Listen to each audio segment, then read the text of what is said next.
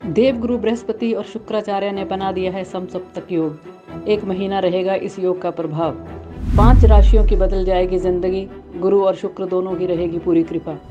देवगुरु बृहस्पति को वैवाहिक सुख का और शुक्र को हैप्पी सेक्सुअल लाइफ का प्रतीक माना जाता है। देवगुरु बृहस्पति हमें यश और मान दिलाते हैं, जबकि शुक्र हमें लग्जरी लाइफ देते हैं। सभी दर्शकों को मेरा गुरमीत बेदी का नमस्कार। मेरे YouTube channel astrologer Gurmeet Bedi में आपका हार्दिक स्वागत है। ज्योतिष में रुचि रखने वालों के लिए मेरी आज की ये पोस्ट बहुत ही महत्वपूर्ण है। ज्योतिष में 2 गुरु ग्रह 29 नवंबर से आमने सामने आ गए हैं और 1 महीना ये स्थिति रहने वाली है। देवगुरु बृहस्पति और शुक्र ने आमने सामने बैठकर समसप्तक योग बना दिया है, जिसे ज्योतिष में बहुत ही महत्वपूर्ण माना जाता है। बृहस्पति देवताओं के गुरु हैं, शुक्राचार्य असुरों के गुरु हैं। आपस में ये दोनों ग्रह मित्र नहीं हैं, क्योंकि दोनों की प्रवृत्ति अलग अलग है। लेकिन इसके बावजूद हमारे ज्योतिष में और हमारे नवग्रहों में इन दोनों ग्रहों को गुरु का दर्जा हासिल है। देवगुरु बृहस्पति इस समय मेष राशि में गोचर कर रहे हैं और उल्टी चाल चल रहे हैं, यानी वक्री अवस्था में है। शुक्र ग्रह अपनी ही तुला राशि में आ गए हैं। मेष राशि और तुला राशि ये बिल्कुल आमने सामने हो गई हैं और इससे समसप्तक योग बन गया है। खास बात यह भी है कि शुक्र अपनी ही तुला राशि में है। इस समय नवग्रहों में सेनापति कहे जाने वाले मंगल भी अपनी ही वृश्चिक राशि में गोचर कर रहे हैं और हमारे नवग्रहों में न्यायाधीश का दर्जा हासिल शनिदेव भी अपनी ही कुंभ राशि में मार्गीय अवस्था में गोचर कर रहे हैं और शश नामक राजयोग उन्होंने बना रखा है। ग्रहों की स्थितियां ये जो बनी हुई हैं ये ज्योतिष में बहुत ही महत्वपूर्ण है और खासकर देवगुरु बृहस्पति और शुक्र का आमने सामने आना कई राशियों की किस्मत का ताला खोलने वाला है। मैं अपने दर्शकों को बताना चाहूंगा कि देवगुरु बृहस्पति को हैप्पी मैरिड लाइफ का, वैवाहिक सुख का प्रतिनिधि ग्रह माना गया है और शुक्र ग्रह को विवाह के बाद हैप्पी सेक्सुअल लाइफ का प्रतीक माना गया है। देवगुरु बृहस्पति हमें समाज में यश और मान प्रदान करते हैं, हमें आध्यात्मिक ताकत देते हैं, जबकि शुक्र ग्रह हमें लग्जरी लाइफ देते हैं, प्रेम देते हैं, सौंदर्य देते हैं, ऐश्वर्य देते हैं और एक भौतिक सुख प्रदान करते हैं, मटीरियलिस्टिक लाइफ देते हैं। इन दोनों ग्रहों के समसप्तक योग बनाने से अनेक लोगों के वैवाहिक सुख और दाम्पत्य सुख पर इसका असर पड़ेगा। पूरा 1 महीना इस समसप्तक योग का प्रभाव रहेगा, जिससे सभी 12 राशियां प्रभावित होंगी। मैं अपने दर्शकों को समसप्तक योग के बारे में यह बताना चाहूंगा कि समसप्तक योग 2 या 2 से अधिक ग्रहों के योग से मिलकर बनता है। जब भी कोई 2 ग्रह एक दूसरे से 7वें स्थान पर होते हैं तब उन ग्रहों के बीच समसप्तक योग बन जाता है। दूसरे शब्दों में कहें तो जब ग्रह आपस में अपनी 7वीं पूर्ण दृष्टि से एक दूसरे को देखते हैं तब समसप्तक योग बनता है। यह वैसे तो एक शुभ योग होता है, लेकिन शुभ अशुभ ग्रहों की युति के कारण इसके शुभ अशुभ फल में भी बदलाव आता रहता है।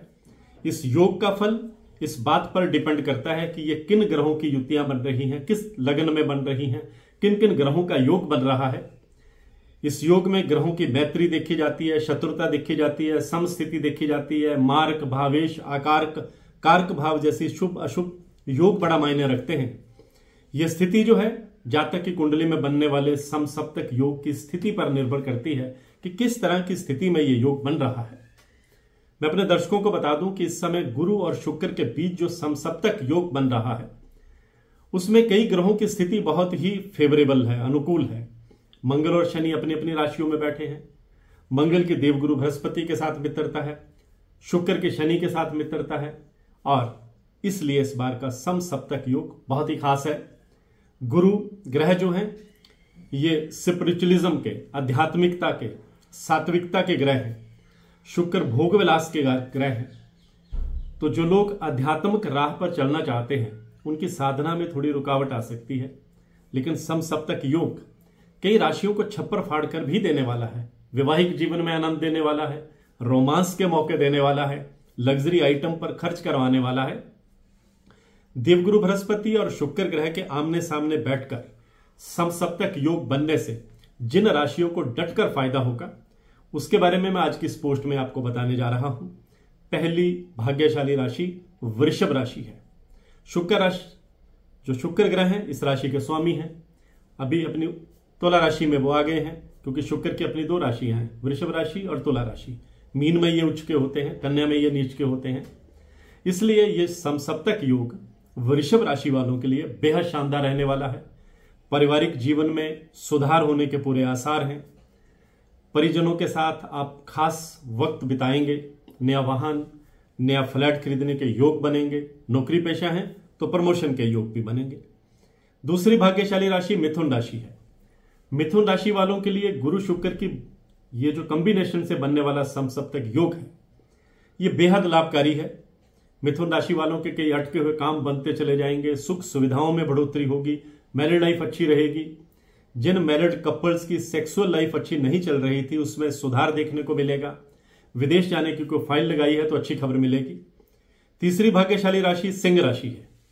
सिंह राशि के जो लोग हैं उनकी सभी मनोकामनाएं, अधूरी मनोकामनाएं खासतौर पर पूरी होने के आसार बनेंगे।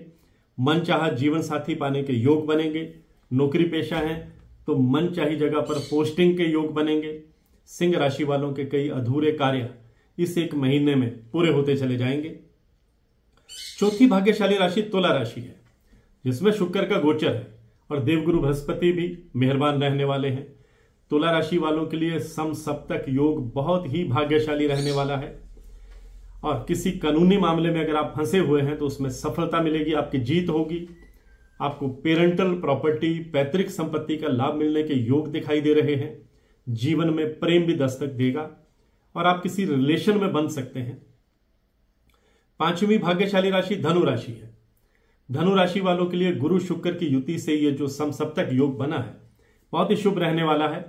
आपको समसप्तक योग की वजह से समाज में यश और मान मिलेगा और आपकी फैन फॉलोइंग बढ़ेगी। आपके कई अटके हुए काम पूरे होते चले जाएंगे। आपकी लव लाइफ और आपकी सेक्सुअल लाइफ बहुत शानदार रहेगी। मैं अपने दर्शकों को बताना चाहूंगा कि गुरु और शुक्र ये महत्वपूर्ण प्लैनेट हैं। हमारी जिंदगी को प्रभावित करते हैं, हमारी खुशियों को प्रभावित करते हैं, हमारी फैमिली लाइफ को प्रभावित करते हैं। और इन दोनों ग्रहों को खुश करने के लिए हमें क्या करना चाहिए ये मैं बताने जा रहा हूं। गुरुवार के दिन, थर्सडे के दिन, हमें केले के पेड़ में जल अर्पित करना चाहिए और केले का दान करना चाहिए। शुक्रवार के दिन मिश्री और दूध का दान करना चाहिए।